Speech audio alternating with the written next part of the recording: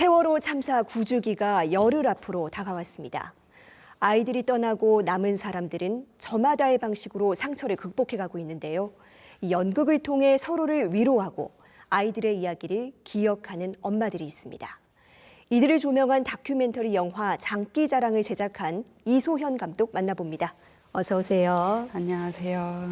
예, 먼저 이 시청자들께 간단한 자기소개 부탁드리겠습니다. 네, 안녕하세요. 저는 다큐멘터리 감독 이소연이라고 합니다. 이번에 다큐멘터리 장기자랑을 만들어 이 자리에 나오게 되었습니다.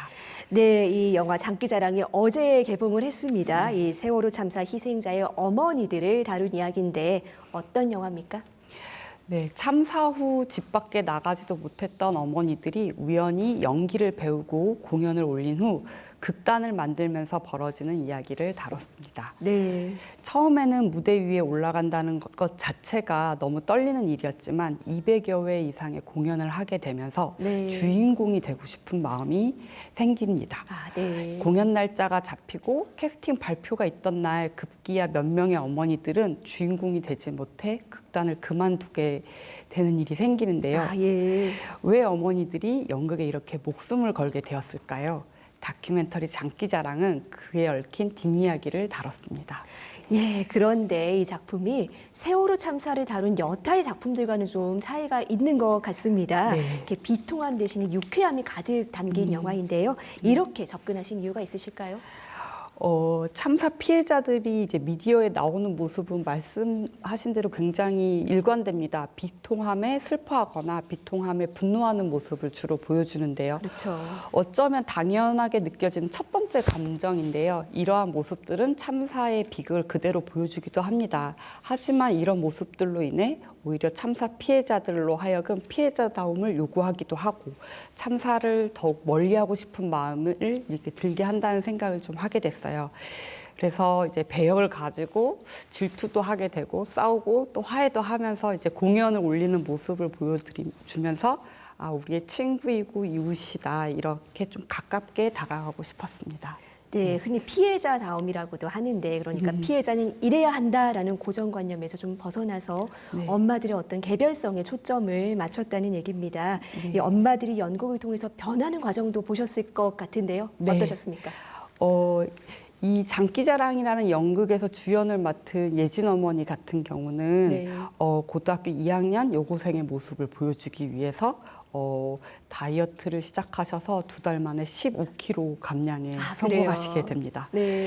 그리고 이제 조연을 맡아서 너무 화가 많이 나셨던 영만 어머니 같은 경우는 정말 연기 연습을 열심히 하셔가지고 어떻게 국립극단 연출님께 이렇게 눈에 띄어서 함께 협연하는 공연을 올리기도 좋은 했습니다. 소식이네요. 네네. 그런 일들이 있었군요. 이 영화에 출연하신 이 어머니들께 무대는 어떤 의미가 있을까요? 현재 4.16 가족극단 노란 리본의 연출이신 김태형 감독님께서는 이제 어머니들께 연기를 알려주면서 처음 생각하셨던 것이 어머니들께 합법적으로 웃을 수 있는 공간을 좀 제공하고 싶었다고 해요. 네. 자식 잃고 웃어도 되나? 뭐 이런 부분들이 굉장히 컸는데 마음껏 웃어도 되고 울어도 되는 곳 그리고 우리 아이들의 이야기, 나의 이야기를 마음껏 펼치는 곳이 무대가 아닐까 생각합니다. 네, 그런 의미가 있는 공간이군요. 영화를 3년 반 동안 찍으셨다고 들었습니다. 네. 예, 가장 기억에 남는 일은 무엇이었는지도 궁금한데요. 가장 기억에 남는 일은 단원고등학교 공연이 이제 끝났었던 순간이 네. 아닐까 생각이 들어요.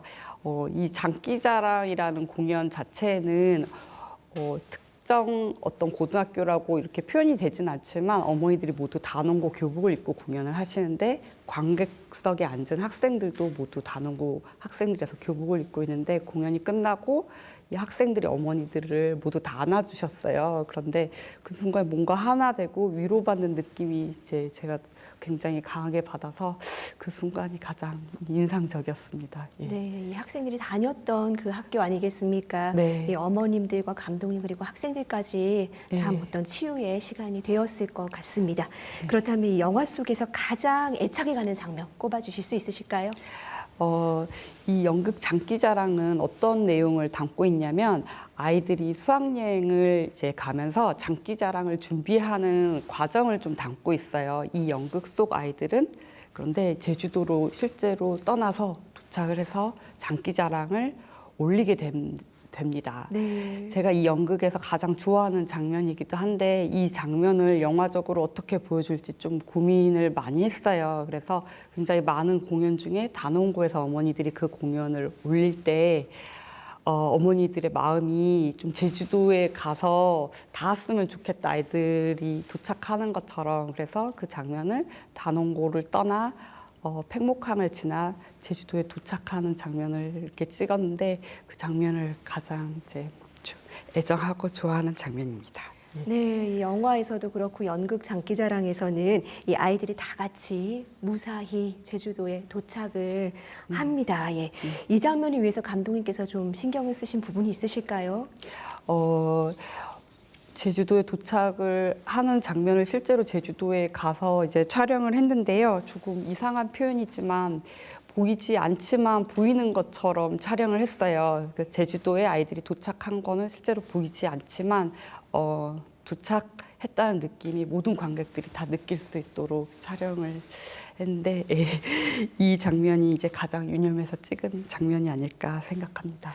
네, 세월호가 나오지 않는 세월호 다큐멘터리를 찍고 싶으셨다. 뭐 이런 말씀도 네. 해주셨습니다. 네. 그렇다면 영화를 만들면서 가장 어려웠던 점은 뭡니까? 가장 어려웠었던 점은 저는 2019년부터 촬영을 시작했었고 그때가 참사 5주기였었는데 이 다큐멘터리가 끝나는 순간이 진실 규명과 함께 어떤 해피엔딩의 순간이 찾아올 거라고 생각을 했어요. 그런데 네. 3년이 지나도록 해피엔딩의 순간은 보이지 않았고 그런데 이 다큐멘터리가 비극으로 끝난다면 우리 관객들이 참사를 바라볼 때 이거는 모든 참사는 비극이 될 수밖에 없어라고 느끼지 않을까. 그래서 어떻게 하면 희망적이고 긍정적인 순간을 찾아낼 수 있을까. 이 부분이 굉장히 저한테 어려웠던 부분인 것 같아요. 네, 영화 엔딩을 좀 많은 분들이 극장에 가서 함께 보시고 이야기 나눴으면 좋겠다는 생각이 듭니다. 그럼 마지막 질문입니다. 이 네. 영화에 출연한 어머니들이라든지 어떤 뭐 시청자들이라든지 마지막으로 꼭 전하고 싶으신 말씀이 있으실까요? 세월호 참사 후에 이제 잊지 않겠다는 약속을 많은 국민들이 하셨을 것 같아요. 네, 이 다큐멘터리는 그런 관객들에게 따뜻한 안부를 전하는 인사 같아요. 우리 잘 지내고 있고 앞으로도 더 잘 지내서 우리 아이들 기억하고 우리 아이들 진실 규명을 위해서 한 걸음 한 걸음 나아가겠다는 어머니들의 의지를 보여주는 영화이기 때문에 관객분들, 우리 국민들이 함께 보면서 기억할 수 있는 영화가 되었으면 좋겠습니다. 네, 어떤 이 울분을 웃음으로 그리고 고통을 희망으로 승화시킨 작품입니다. 용기를 잃는 엄마들의 장기자랑 앞으로도 계속 응원하겠습니다. 오늘 말씀 잘 들었습니다. 네, 감사합니다.